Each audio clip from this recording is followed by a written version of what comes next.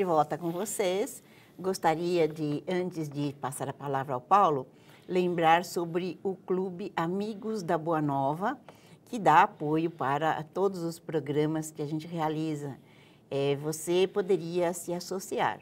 Ligue para 0800 12 18 38 e conversa lá com o pessoal, que eles são muito simpáticos. Bom, você deixou todo mundo assim, aí agora, como é que a gente faz?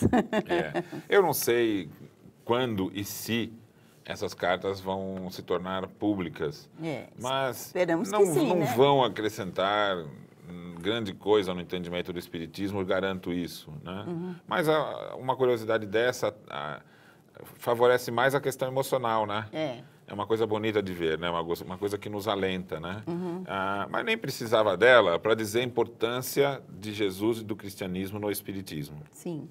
E como nós estamos propondo nesse estudo de hoje, o que nós vamos falar a respeito do que pesquisamos no nosso trabalho da Revolução Espírita é o seguinte: há na proposta de Jesus uma inovação que nem sempre se dá o devido valor na condução que ele fez dos seus ensinamentos quando aqui esteve.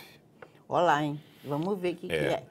Isso está relacionado também com Moisés, está relacionado com o Espiritismo. E, na minha opinião, é o fator fundamental que torna os três momentos unidos. Um elo. É o elo de ligação entre os três. Vamos começar por Moisés. Quando Moisés, e a gente vai ter nos diálogos que Kardec teve com os espíritos, tem uma revelação fantástica de um egípcio que vai narrar um momento vivido por Moisés no Egito, com informações interessantíssimas que eu vou aqui contar. Isso está na Revista Espírita.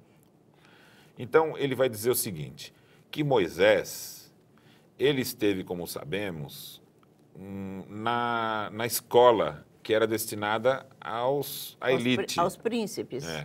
E ele foi ali educado junto com o que seria o futuro faraó. Sim, o Ramsés. Chamava-se Escola da Vida. Em verdade, ali eles aprendiam a escrever, a ler, aprendiam a filosofia egípcia e aprendiam uma coisa que para nós hoje não está tão clara, mas as primeiras civilizações, elas tinham a tecnologia de se viver em cidade. Os povos eram nômades, viviam de uma forma natural. Sim. E isso eles não tinham aprendido a viver como nômades. Aquilo vinha do instinto da espécie humana. Sim. Então, ali era uma época muito primitiva e as pessoas não viviam em cidades e viviam em agrupamentos pequenos que iam de local em local, colhendo, caçando e sobrevivendo como uma espécie animal. Nômade. Então. Aí o que acontece? As primeiras civilizações foram estabelecidas por espíritos mais inteligentes que hoje sabemos que foram exilados de outros planetas. São migrações De que espíritos. sempre está acontecendo na Terra. Então isso estabelece um encontro entre espíritos mais inteligentes que já tinham vivido em civilização num outro planeta, numa civilização avançada, e que chegam no mundo primitivo. Sim. Então, a formação do Egito tem essas características.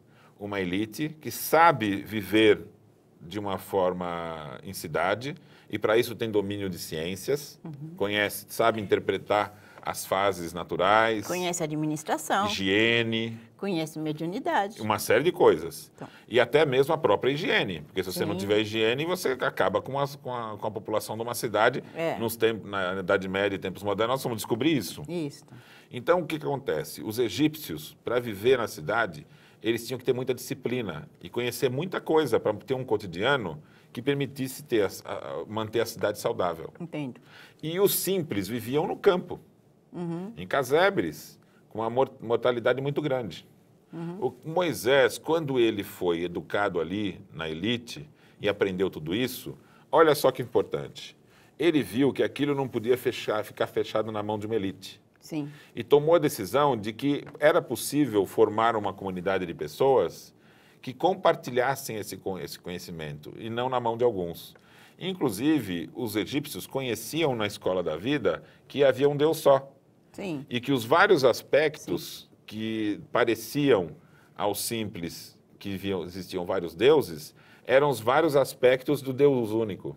Só que o povão, ele era dominado por um ensinamento falso de que tinham vários deuses. E aí eles se dividiam. Sim. Ah, eu gosto do Deus tal, o outro gosta do Deus tal. Então era uma forma de dominação.